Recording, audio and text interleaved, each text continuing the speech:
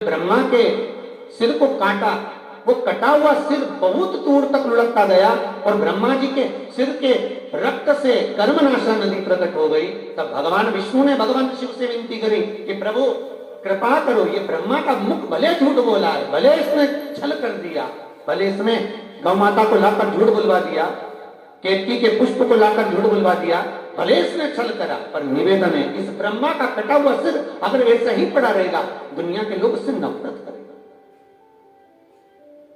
आप कृपा करिए, आप करुणा करिए।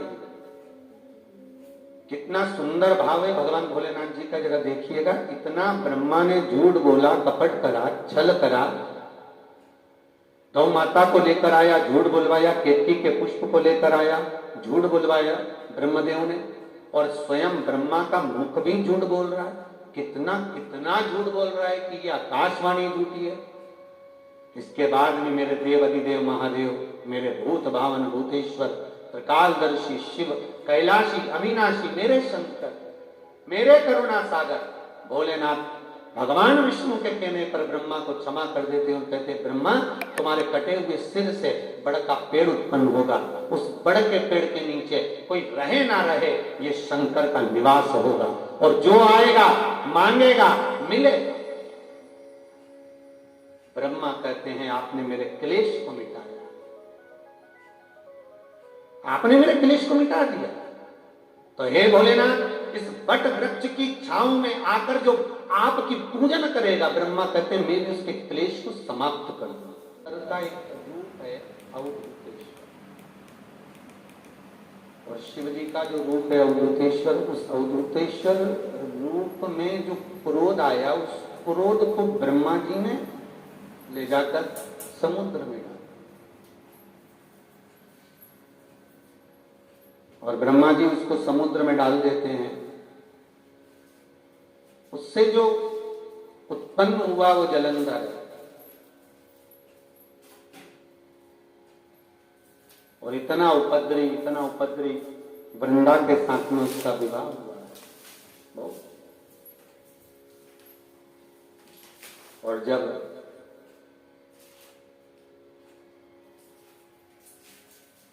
जलंधर उपद्रव पर उपद्रव करता है, तब भगवान की शरणागति में सब देवता जाते हैं, प्रभु कुछ कृपा करो। भगवान विष्णु सबको लेकर शिव के चरणों में पहुंचते हैं।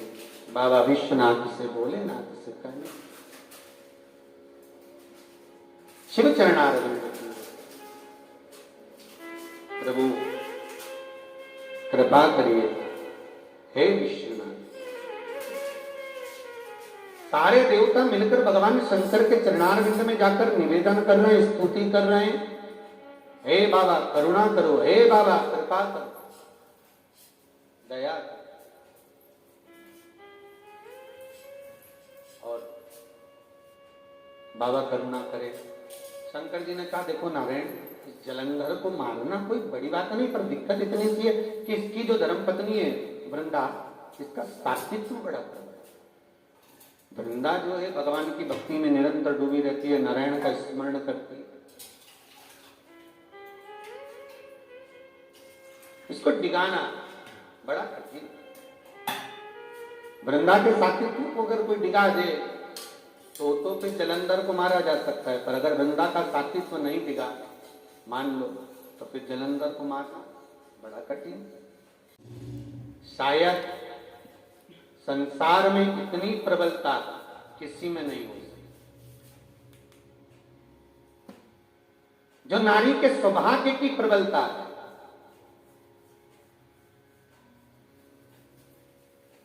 स्त्री के मांग के सिंदूर की जो प्रबलता है, वो प्रबलता शायद संसार में किसी की नहीं हो सकती।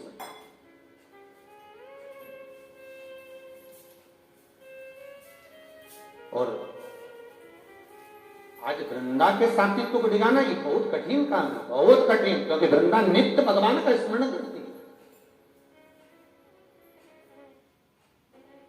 नित्य भगवत नाम का स्मरण में डूबी हुई है, नित्य भगवान के नाम का रसतत्व ग्रहण कर रही है, और उसका सात्वित्व डिगाना ये बहुत कठिन काम। पर उसके सातित्व को भी अगर कोई डिगा सकता है तो भगवान विष्णु डिगा सकते हैं। और भगवान विष्णु गए जलंधर का रूप रखकर वृंदा का सातित्व डिगा। इधर भगवान शंकर ने जलंधर के सिर को काट दिया और काटा तो शीश जाकर वृंदा की गोद में गिरा। तो वृंदा को लगा कि मेरा पति तो कमरे के अंदर है, कक्ष के अंदर, फिर ये कौन आ गए? वृंदा ने अंदर जाकर भगवान विष्णु को देखकर कहा, आप कौन हो? क्योंकि मेरे पति का सिर तो मेरी गोद में पड़ा हुआ है। भगवान विष्णु ने अपना असली स्वरूप दिखाया तो वृंदा को क्रोध आ गया और कह दिया, है नारायण, तुम पत्थर हृदय हो गए, मैं तुम्हें श्राप देती हूं कि तुम पत्थर बनोगे, शालिग्राम बनोगे, तुम पत्थर बनोगे। और भोलेनाथ, मेरे पति को आपने मारा है, मैं तुलसी के पौधे के रूप में प्रकट होंगी, पर मेरा दल कभी आप पर नहीं चढ़ेगा। केवल एक वैकुंठ चतुर्दशी का दिन ऐसा होता है जिस दिन शालिग्राम भगवान पर बेलपत्र चढ़ती है ठाकुर जी पर, और भोलेनाथ जी को तुलसी का दल चढ़ता है, वो भी रात्रि को ही चढ़ता है और ब्रह्म मुहूर्त तक। और वो बेलपत्र और वो तुलसी का दल शहद की शीशी में संभाल कर रखो। बच्चे जो पढ़ने में कमजोर होते हैं उनको चटा, वो सुप्रद हो, आनंद कर,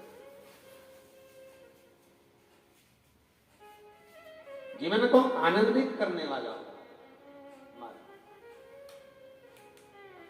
नैनों से जल की धार की वृंदा के, और उसी आंसुओं में वृंदा अपने शरीर को भस्म कर कर तुलसी के प्यारे के रूप में प्रकट हो जाते।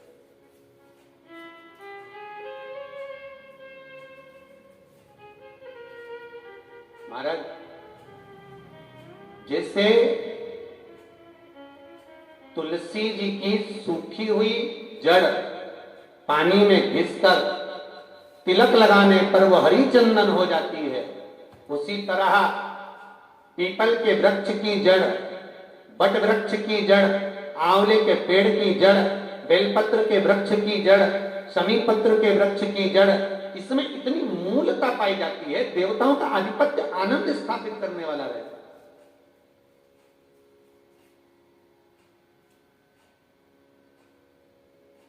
भगवान विष्णु, भगवान ब्रह्मा, भगवान शिव इन जड़ों में निवास कर, इस जड़ के अंदर भगवान का निवास स्थान था। जड़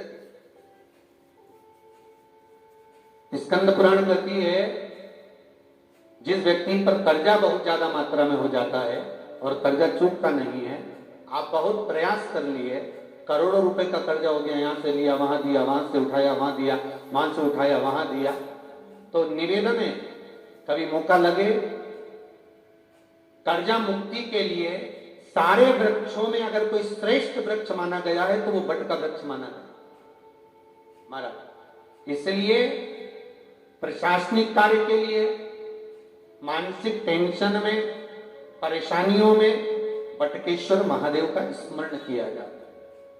और यदि निवेदन करूंगा बहुत ज्यादा, यदि आपको कर्जा हो गया, बहुत ज्यादा कर्जा हो गया और वो कर्जा चूक ही नहीं रहा, तो थोड़े दिन बड़ के पेड़ के नीचे आप बटकेश्वर महादेव के लिए 1 लोटा पानी, उसमें थोड़ा सा पिसा हुआ चावल पीस के गला लेना, चावल को और पीस लेना, पीस के उस पानी में मिला लेना, और मिलाकर उसमें थोड़ी सी हल्दी पिसी हुई डालकर बटकेश्वर महादेव के नाम से बड़ के पेड़ के नीचे अपनी कामना कर कर जो कर्जा हुआ है उस कर्जे का भान देते हुए, स्मरण देते हुए छोड़ दीजिए।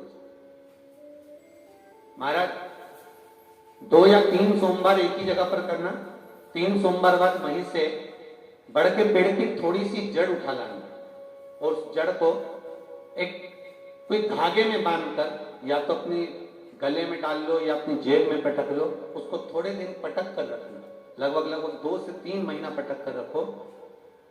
वो जड़ जैसे बढ़ता पेड़ विस्तार होता है, पानी गिरे ना गिरे, जल वृष्टि हो ना हो, गर्मी पड़े ना पड़े, उसको कोई फर्क नहीं पड़ता, बड़का वृक्ष आप रूप फैलता जाता है, उसकी जड़ें अपने आप प्रबल होती है। उसी तरह ये बटकेश्वर महादेव कहीं से भी अगर जड़ आपके पास में रखी है 1 महीना 2 महीना 3 महीना तक, तो ये जड़ अपने आप लक्ष्मी को पकड़कर खींच कर लाती है और कर्जे से मुक्त कर देती है। बटुकेश्वर महादेव का स्मरण सुख का देना।